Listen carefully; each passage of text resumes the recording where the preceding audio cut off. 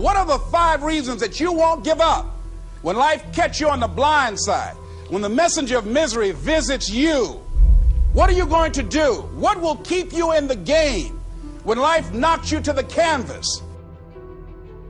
Life's going to punch you right in the face. Life's going to fire you over and over again. You're going to be told you're not good enough. Your faith is going to be tested. Your family's going to look you in the eye and say, how do we get health insurance the next month? I don't know. But I know we're going to make it. You know who's going to bail you out? You know who's going to come and rescue you? You know who's going to come and save the day? No one. No one's going to come and do it for you. You're going to have to do it all yourself. See, the Buster Douglas that fought in the last fight was not the Buster Douglas that fought Mike Tyson. See, the Buster Douglas that got knocked down while fighting Mike Tyson had gotten out of an alcohol recovery center. His mother had died. His wife was ill with a terminal illness. He was considered a nothing, a bum. So when he got knocked down, Buster Douglas had a reason to get back up because he said, I'm dedicating this fight to the memory of my mama. Life is hard, man. That's what it's about. Life is a challenge. If you don't work as hard as you can, if you don't sacrifice everything, if you don't get rejected and keep coming back for more, if you don't get your loyalty tested and your faith tested, you don't love that thing if you bail out. So if you fought through all that, that's love. So you got to have some reasons that when life knocks you down, and it's going to. Hello, it's going to knock you down. When people disappoint you, and that's going to happen. When they betray you, and that's going to happen. When they lie to you, and that's going to happen. When they say, oh, you can count on me, and they won't show up, and that's going to happen. When you want to throw in the towel and give up yourself, and that's going to happen. When life collapses on you and catch you on the blind side, what reason can you remember that you can call on, that you can reach on, that can make you get back up? Find that reason.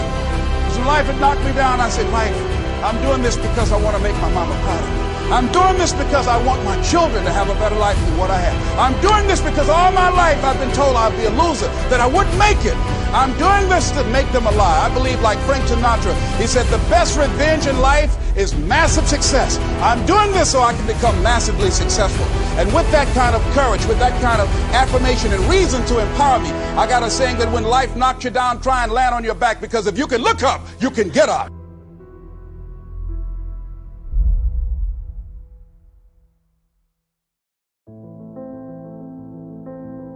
You don't have to be grim, but you do have to be serious. Hey, everybody hopes things will get better, but remember, the future does not get better by hope. It gets better by plan. And hope unaided by clear plans can finally become an illness. There's a Bible phrase that says, hope long delayed makes the heart sick. It's a sickness. I used to have the illness known as passive hope. It's bad. And there's one that is even worse, and that is called happy hope. That is really bad. The man is 50, and he's broke, and he's still smiling. That's bad. So get serious. Make plans. Put them on paper. My suggestion from experience. There's a phrase from the Bible that goes, without dreams and vision, we perish. How true. Humans have this unique ability to aspire, to dream, to go for something, to become something. Without that, life is not life. We must have dreams and never give up on our dreams. I'd like to share a few ways your use of time are affected by or influence the achievement of your goals. Have you ever thought that without some very clear written goals, you never even need to consider managing your time? Time essentials come from objectives well defined. Time can't be critical if objectives aren't defined. Now you might be one of those uniquely fortunate individuals who can keep all their objectives and purposes clearly defined in their minds and operate from that. But I wouldn't take the chance. Write your goals down and set careful priorities. Sometimes priorities are determined by the season. For a farmer in springtime, the season dictates his most important activities. During the spring, a farmer must work around the clock, burn the midnight oil, and keep the equipment running because he has only this small window of time for the planting of his crops. One of the difficulties of living in an industrialized society is the losing of the sense of seasons. When to pour it on, when to ease back, when to take advantage. It's easy to keep going from 9 to 5, year in and year out, and lose a natural sense of priorities and appropriate time. Don't let one year just blend into the next. Keep an eye on your own seasons, lest you lose track of values and substance. Part of setting priorities is learning to separate major activities from minor activities. This is a whole skill in itself, but once you have learned it, it will pay dividends you won't believe. So learn to put everything on your mental scales to be carefully weighed before you spend time or money. Of your sanity is socially distributed. And what I mean by that is, well, let's say that you know how to behave. You're well socialized. You can play with others. Now, I said already in this conversation, if you didn't learn to play with others between the time you were 2 and 4, you will never learn. And psychologists have beat their heads against the wall trying to rehabilitate antisocial children. They can't do it after the age of 4. Is that because areas of the brain just don't develop? Well, it seems to be partly because the kids fall farther and farther behind. So let's say you make the leap from egocentric dependence on your mother at 2 and 3 to immersion in a peer group. Well, then you pick peers that are at your same developmental level, and you chase each other up the developmental ladder. And the longer you're out of that, the farther you fall behind. And so, kids, 5-year-old kids might come across another 5-year-old kid who tends to cry too much if they don't get their way. And they'll say, we don't want to play with the baby. And what they're saying is, we have to find someone who's at our developmental level, shares our developmental horizon, so that we can mutually scaffold our further development. Now, they're not going to say that, obviously, but that's the situation. And kids test each other out when they first meet. So do adults. Game. Can you play? Are you playing at the same level as me? I'm playing my game at the level that will further my development. Can you play along with me? If not, well, maybe you're lower in status and I can pull you up as a mentor. Maybe you're higher in status and I can learn from you. But if you're a peer, we can play together.